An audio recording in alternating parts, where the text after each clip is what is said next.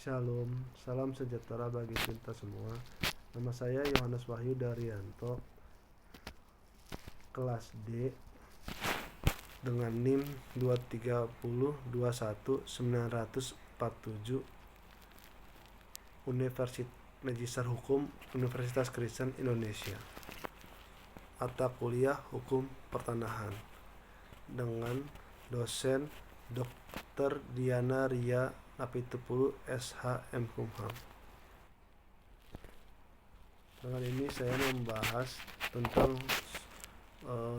ujian tengah semester saya yang membahas tentang lelang.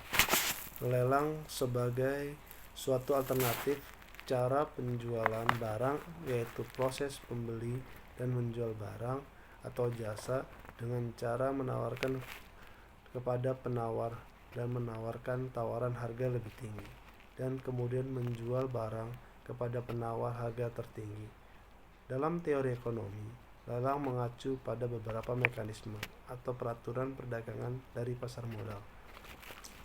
Pelaksana lelang adalah Kantor Pelayanan Kekayaan Negara dan Lelang atau Balai Lelang Swasta. Sejak tahun 1999, swasta boleh mendirikan balai lelang. Lelang bertujuan untuk menentukan harga yang wajar sebagai suatu barang yang merupakan bagian dari suatu sistem hukum perdata nasional, mempunyai berbagai sifat yang baik dan memiliki keunggulan dibandingkan dengan cara penjualan lainnya, seperti keterbukaan, bebas, dapat dipertanggungjawabkan, kepastian hukum, serta cepat dan efisien. Dalam pelaksanaan lelang, terdapat beberapa pihak yang terlibat, yaitu pembeli, penjual, pejabat lelang, dan pengawas. Pada saat lelang dilaksanakan, jalannya acara lelang menjadi bertanggung jawab juru lelang. Untuk selanjutnya, disebut pejabat lelang. Terdapat beberapa variasi dari bentuk dasar lelang, termasuk dasar batas waktu, minimum atau maksimum, batas harga penawaran dengan sistem naik, dan sesuai peraturan khusus untuk menentukan penawaran yang menang dan harga. Peserta lelang mungkin atau tidak mungkin mengetahui identitas atau tindakan dari peserta lain, tergantung pada lelang. Penawar dimungkinkan hadir secara langsung atau melalui perwakilan, termasuk telepon dan internet. Penjual biasanya membayar uang miskin komisi kepada pelelang dan perusahaan lelang berdasarkan presentasi harga penjualan terakhir. Dalam pasal 19 UU PA menegaskan bahwa pendaftaran tanah dimaksudkan untuk memberikan kepastian hukum.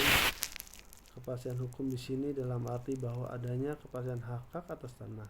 Dalam pasal 41 Peraturan Pemerintah Nomor 24 Tahun 1997 menegaskan pendaftaran peralihan hak atas tanah melalui lelang hanya dapat didaftarkan jika dibuktikan dengan risalah lelang yang dibuat oleh pejabat lelang. Jadi, risalah lelang dibuat pejabat lelang menjadi akta peralihan hak seperti akta jual beli yang dibuat PPAT, baik dalam rangka lelang eksekusi maupun lelang eksekusi. Kutipan risalah lelang tersebut sudah merupakan bukti peralihan hak atas tanah layaknya akta jual beli dalam pembuatan hukum jual beli tanah. Namun demikian, seperti halnya pembuatan hukum lain, pemenang lelang harus mendaftarkan peralihan haknya tersebut kepada kantor pertanahan terlebih dahulu guna mendapat kepastian hukum atas peralihan hak atas tanah yang diperoleh dari proses lelang tersebut. Jadi lelang pilihan para pihak untuk mengalihkan barang, termasuk untuk peralihan hak atas tanah.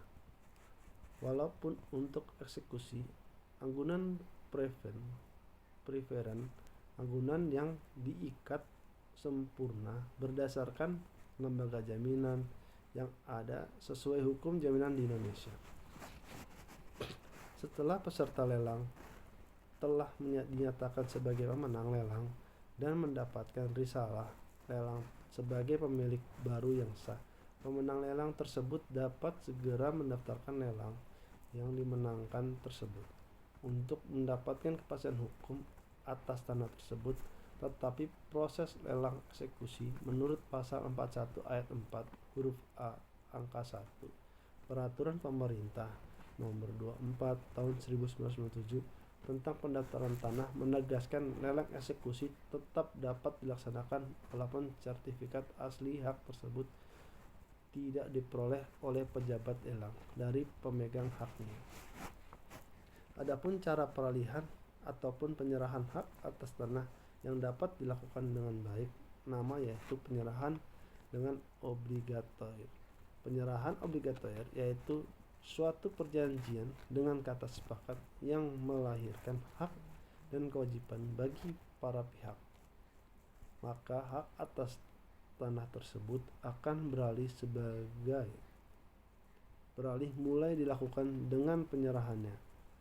Hal ini membawa konsekuensi bahwa setiap perubahan bertujuan pengalihan hak atas tanah bila ternyata dilakukan dengan baik, maka hak tersebut belum beralih. Pasal 584 KUH Perdata di atas bila dihubungkan dengan UU PA nomor 5 tahun 1960 dan Stat Bled 1843 Nomor 27 mengenai tata cara balik nama peralihan hak milik atas tanah suatu barang tentu masih banyak permasalahan di kalangan masyarakat, baik penduduk asli maupun pendatang. Mengingat kondisi tanah yang masih relatif masih banyak yang belum melakukan balik nama terhadap peralihan hak milik atas tanah, maka merasa tertarik dengan meneliti tentang pelaksanaan balik nama hak milik atas tanah melalui lelang ditinjau menurut Peraturan Pemerintah Nomor 24 Tahun 1997. Peralihan hak atas tanah melalui lelang hanya dapat didaftarkan kepada kantor pertanahan setempat jika dibuktikan melalui kutipan risalah lelang yang dibuat oleh pejabat lelang dalam waktu 7 hari. Sebelum dilakukan lelang, Kepala Kantor Lelang mempunyai kewajiban untuk meminta keterangan mengenai data fisik dan data yuridis yang tersimpan di dalam peta pendaftaran, daftar tanah, surat ukur, dan buku tanah dari kantor pertanahan. Kantor pertanahan kemudian menyampaikan keterangan tersebut kepada Kepala Kantor Lelang dalam waktu 5 hari. Semenjak permintaan tersebut diterima, keterangan tersebut diperlukan untuk menghindari terjadinya pelelangan umum yang tidak jelas objek tanahnya, sehingga pejabat lelang akan mempunyai keyakinan lebih untuk melelang tanah tersebut. Permohonan pendaftaran peralihan hak atas tanah yang diperoleh melalui lelang diajukan oleh pembeli lelang dan atau kuasanya kepada Kepala Kantor Pertanahan dengan melampirkan dokumen-dokumen sebagai berikut. Yang pertama, kutipan risalah lelang. Yang kedua, sertifikat hak milik atas tanah dan bangunan maupun hak milik satuan rumah susun apabila hak atas tanah yang akan dilelang sudah terdaftar. Yang ketiga, surat keterangan dari Kepala Kantor Lelang tentang alasan tidak diberikannya. Yang keempat, sertifikat apabila sertifikat hak atas tanah tersebut tidak diserahkan kepada pembeli lelang. Yang kelima, jika tanah tersebut belum terdaftar maka wajib melampirkan pertama, surat bukti hak seperti bukti tertulis mengenai hak atas tanah, keterangan saksi, dan atau pernyataan yang berangkat mengenai kepemilikan tanah yang akan dinilai oleh panitia adjudikasi atau kepala kantor pertanahan atau surat keterangan kepala desa kelurahan mengenai penguasaan tanah. Yang kedua, surat keterangan yang menyatakan bahwa tanah tersebut belum bersertifikat dari kantor pertanahan. Yang ketiga, bukti identitas pembeli lelang. Yang keempat, bukti pelunasan harga pembelian. Yang kelima, pelunasan bea perolehan hak atas tanah dan bangunan. Prosedur lelang. Pada dasarnya prosedur pelaksanaan lelang dikelompokkan menjadi 3 tahap sebagai berikut. Pra-lelang yang pertama, yang kedua pelaksanaan lelang, yang ketiga purna lelang.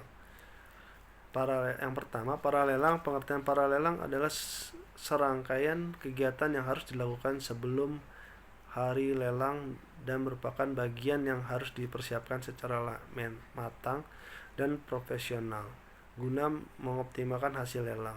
Rangkaian pelaksanaan para-lelang yang diberikan sebagai berikut.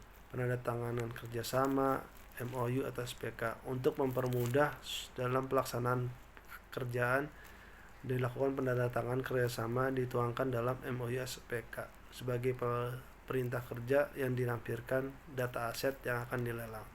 Surat kuasa atau pernyataan MOU atau merupakan perwujudan kesepakatan para pihak dalam melaksanakan penjualan secara lelang.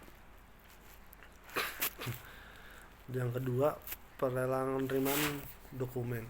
Pertama, kami menerima seluruh soft copy dokumen mengenai aset yang akan dilelang kepada penjual pemilik aset. Hal yang penting karena dokumen aset tersebut menjadi dasar landasan terjadinya transfer atau pemindahan kepemilikan.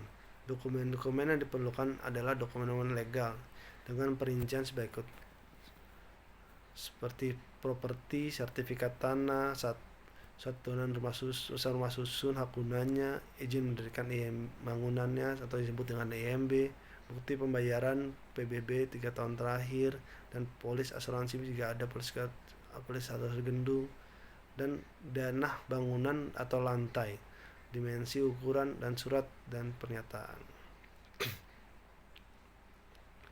Lelang eksekusi, hak tanggungan, salinan kopian atau perjanjian dengan kredit atau salinan kopi, sertifikat hak tanggungan, dan akta pemberian hak tanggungan. Bukti bahwa debitur uang prestasi yang dapat berupa peringatan maupun pernyataan dari pihak kreditur.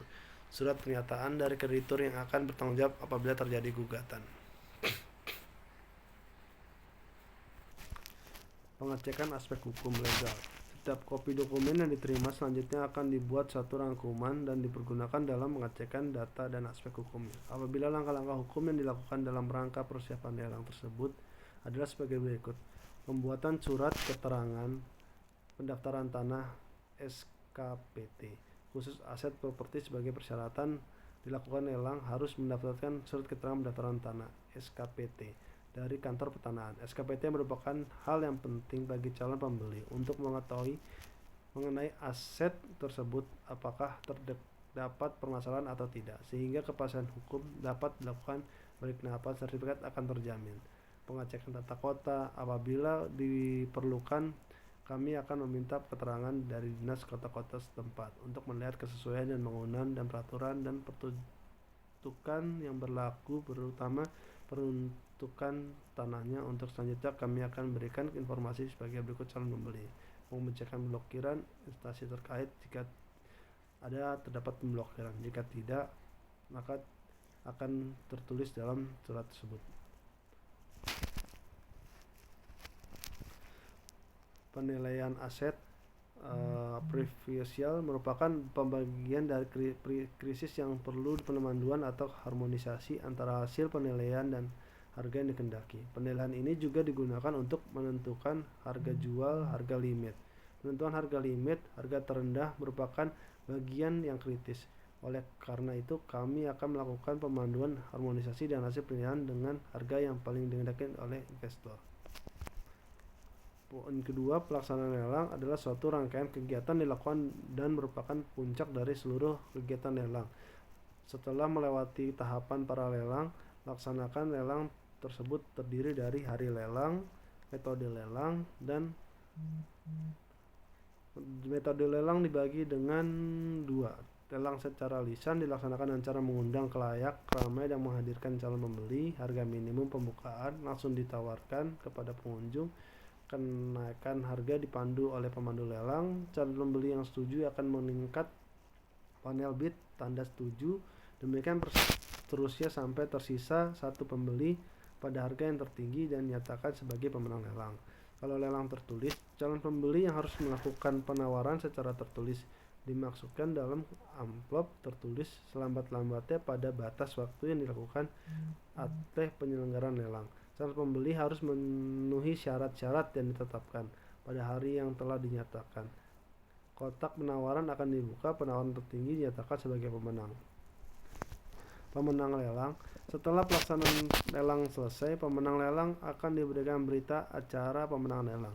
Selanjutnya, pemenang lelang menyelesaikan seluruh kewajiban sesuai dengan persyaratan lelang. Apabila pemenang lelang telah melaksanakan penyelesaian seluruh kewajibannya, maka diberikannya risalah lelang. Purna lelang atau post action service adalah kegiatan yang dilakukan setelah pelaksanaan lelang, antara lain pembayaran sesuai ketentuan yang diberlakukan. Berita acara serta terima dokumentasi berdasarkan kesepakatan, maka dokumen asli akan diberikan pada saat lelang dan baru dapat diserahkan kepada pemenang lelang setelah pelunasan dilakukan. Ketiga, berita acara serta terima barang, kondisi gedung dan atau perlengkapan menurut aset misalkan ada, termasuk seluruh kunci yang akan diserahkan kepada pemenang lelang setelah terjadi pelunasan dan pendatanganan berita acara serta terima barang. Demikian presentasi UTS Hukum Pertanahan Yohanes Wahyu Daryanto. Atas perhatiannya saya ucapkan terima kasih.